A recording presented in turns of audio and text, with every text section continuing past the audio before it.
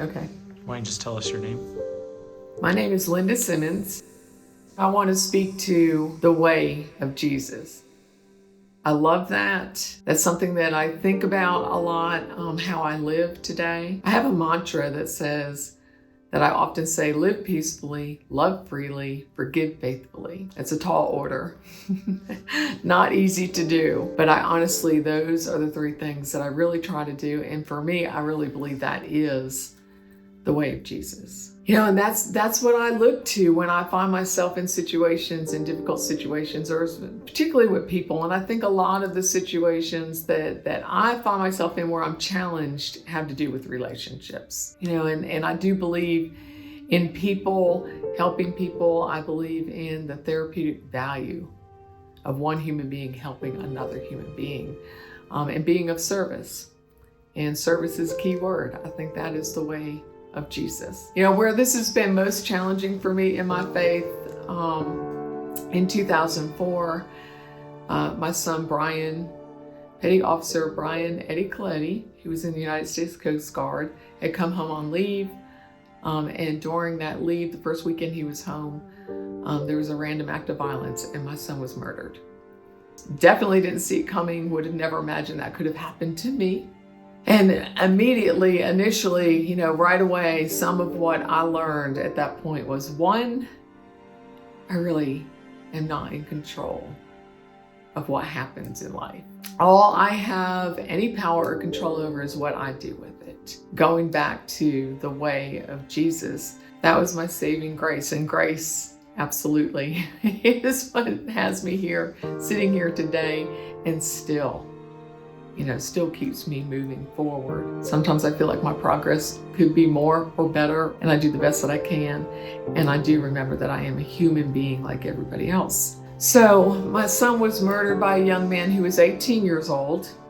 Like I said, it was a random act of violence. He was convicted of second-degree murder. He was sentenced to 15 years to 18 years, 9 months. And 1 year into, after he was arrested, 1 year almost to the day, we went to court for his sentencing hearing. In going to the sentencing hearing that day, I was prepared. I had an impact statement. I had written a poem to this young man. I had all these pictures of my son in my lap that I was prepared to show him so that I could somehow express to him, what he had taken from me. So I was the first one to take the stand that day. And when I got up on the stand and I faced him for the first time at all. I mean, I'd only seen him in the newspaper, in pictures, and I had not seen him in person up to this point. And when I sat there and I faced him for the first time, this young man was looking back at me. He's 19 years old now.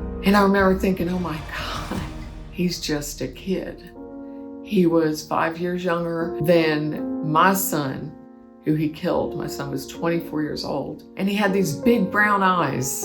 And I remember when I sat there and I was looking at him and he was looking directly at me. And with these big brown eyes, there were these big tears just streaming down his cheeks. And his eyes would kind of fill up halfway with water. And then these tears would just stream down his face. And that really struck me because my son Brian, he cried like that ever since he was a little boy. I mean, he had big brown eyes and they would fill up with water, and then these big old crocodile tears would just fall down his cheeks and just splash out. So I was struck by that immediately. And then the next thing I realized was, or what hit me next, was when I looked at this young man, I was filled with this overwhelming sense of love.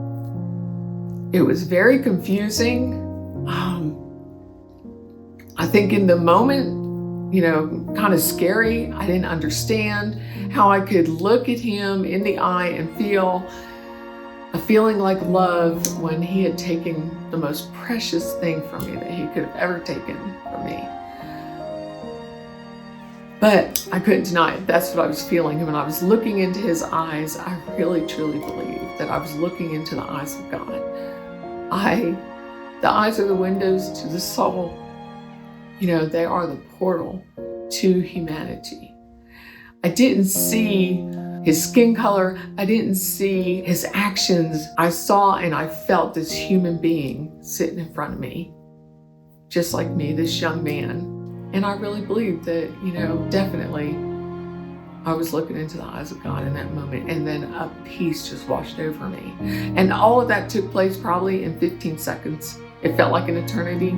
The courtroom was full of people on James's side.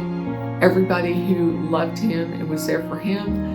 And of course, on our side, everybody who loved Brian, it was there on Brian's behalf. So I proceeded and I shared my poem. I read my impact statement. I shared with him how I forgave him, and I forgave him before he was even arrested. I had forgiven the young people that had done this. And that doesn't make me a saint or anything. And I can tell you that initially, the forgiveness piece was because it's the right thing to do.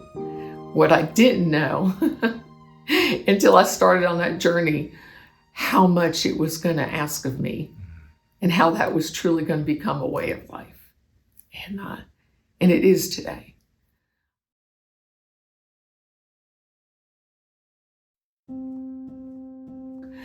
I did after a while. I needed some time to sit with what happened in the courtroom. I needed some time for myself to work that out. When I got ready, I went to see my friend John Powell, Professor Powell at Campbell Law University, and I told him I was ready and that I wanted to initiate the victim offender dialogue. I wanted so much to sit with him again, and I wanted to look in his eyes again. I can't tell you, this was probably the span of 4 years before I finally got to where I could initiate this. But in that 4 years, I thought about him all the time. And here's what I know, that James and I are intimately connected and always will be, whether I like it or not.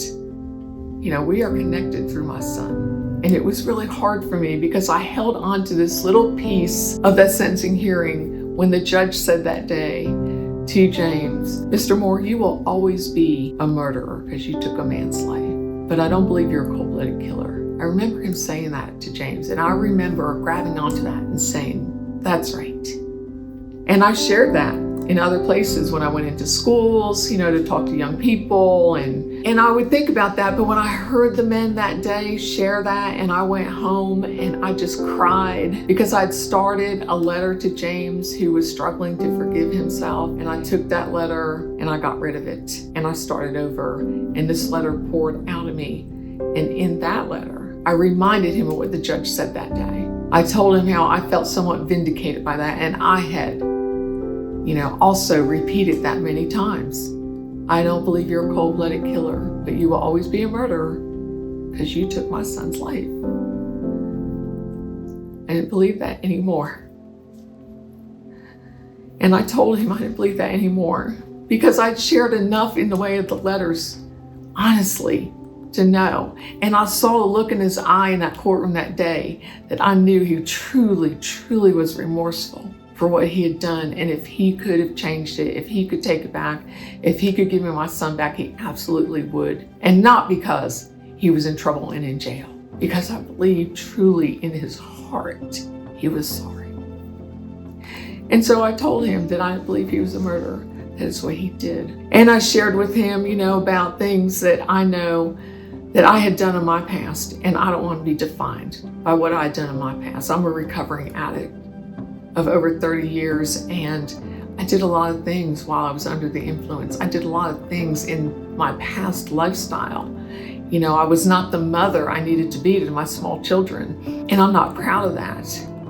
And that's not who I am today, and I think that's one of the things that when we talk about in the way of Jesus, that gets in our way.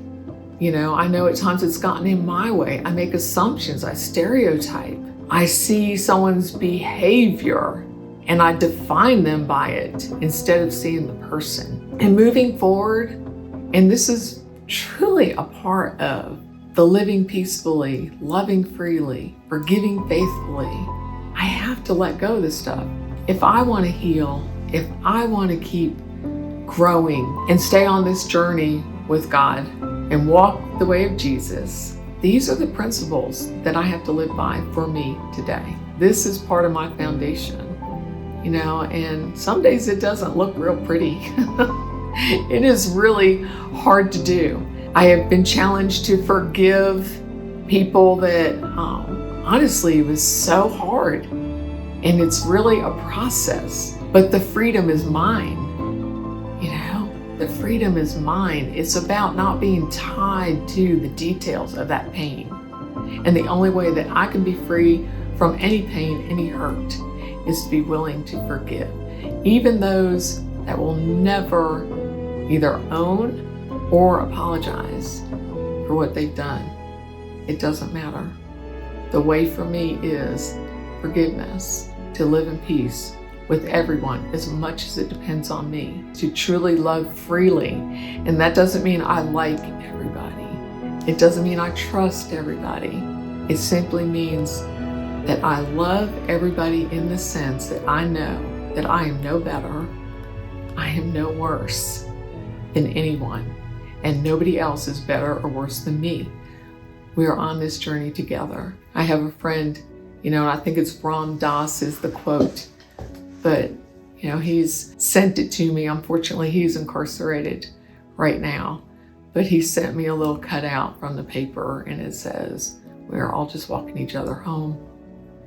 That's the way. Thank you.